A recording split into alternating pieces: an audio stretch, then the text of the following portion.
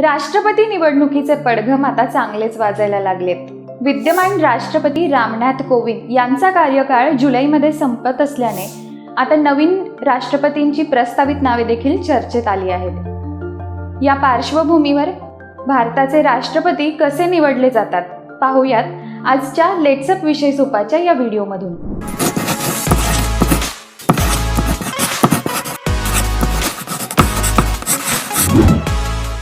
नमस्कार, मी प्राची आणि let's up मराठीमध्ये आपलं स्वागत आहे।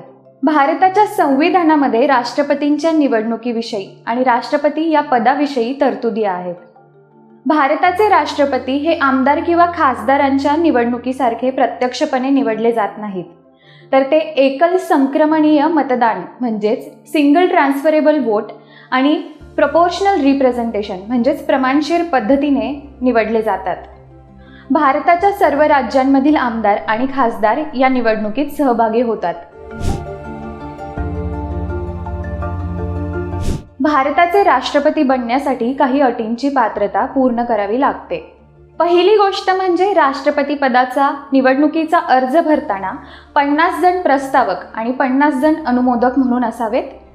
निवडणुकीचा अर्ज भरताना ती व्यक्ती भारताची नागरिक असावी, याशिवाय त्या व्यक्तीचे वय 35 वर्ष पूर्ण असावे।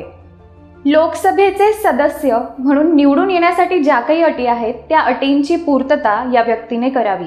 तसेच केंद्र सरकार, राज्य सरकार किंवा कोणत्याही सार्वजनिक प्राधिकरणाच्या अंतर्गत लाभाचे कोणतेही पद धारण करू नये, म्हणजेच ऑफिस ऑफ प्रॉफिट नसावे।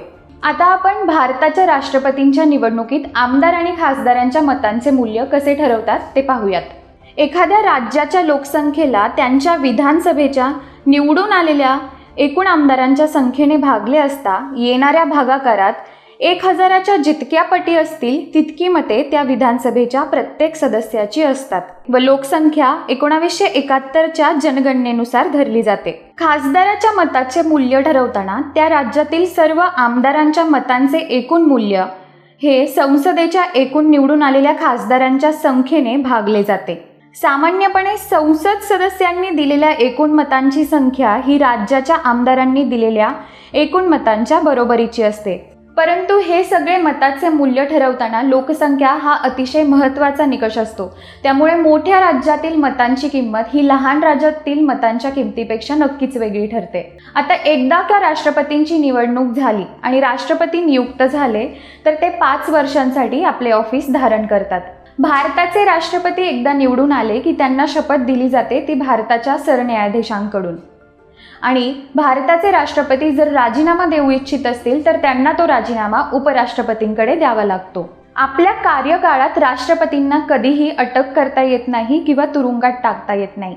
याशिवाय भारताच्या राष्ट्रपतींना त्यांच्या कार्यकाळात त्यांच्या अधिकृत कृत्यांपासून न्यायिक संरक्षण देखील मिळते। राष्ट्रपतींनी केवळ घटनेचं उल्लंघन केलं या कारणास्तव त्यांना महाभियोग प्रक्रियेद्वारे राष्ट्रपती पदावरून दूर करता येतं। अशा रीतीने भारताचे राष्ट्रपती निवडले जातात।